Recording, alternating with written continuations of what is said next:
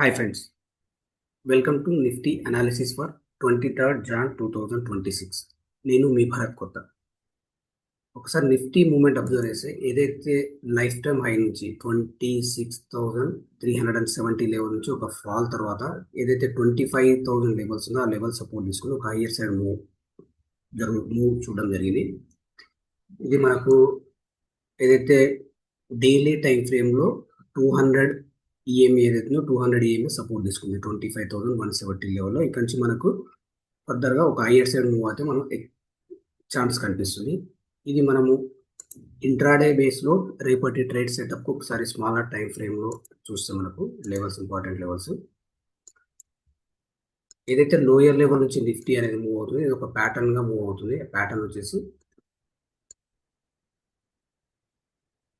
ఈ ప్యాటర్న్లో hire side move అవ్వడానికి ఛాన్స్ కనిపిస్తుంది. అంటే వన్స్ మనకు ఈరోజు లో ఏదైతే ఉందో 25,160 లెవెల్ ఆర్ 25,150 లెవెల్ అనేది సస్టైన్ అయితే ఒక హైయర్ సైడ్ మూవ్ అయితే ఎక్స్పెక్ట్ చేయొచ్చు. ఆ రేంజ్ వచ్చేసి మనకు ఇక్కడ సపోర్ట్ అనేది ఒకసారి చూస్తే 25,150 లెవెల్, 150 నుంచి 160 లెవెల్ అనేది ఒక సపోర్ట్ అవుతుంది. నెక్స్ట్ మనకు రెసిస్టెన్స్ ఒకసారి చూస్తే 25,430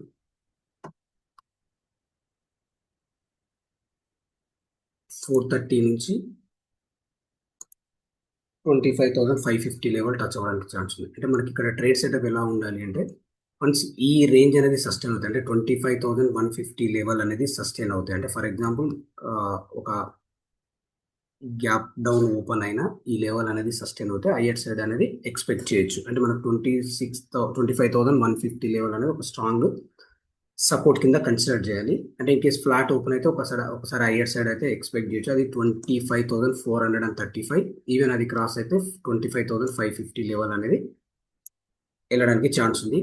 ఓన్లీ షార్ట్ మాత్రము బిలో 25,150 మాత్రమే డౌన్ సైడ్ మూవ్ అనేది ఛాన్స్ ఉంది. ఎందుకంటే ఇది ఒక ప్యాటర్న్గా ఫామ్ అయింది. ప్యాటర్న్ వచ్చేసి మనకు ఈ బేసిస్లో హైయర్ సైడ్ మూవ్ అవడానికి మాక్సిమం ఛాన్స్ అయితే కనిపిస్తుంది.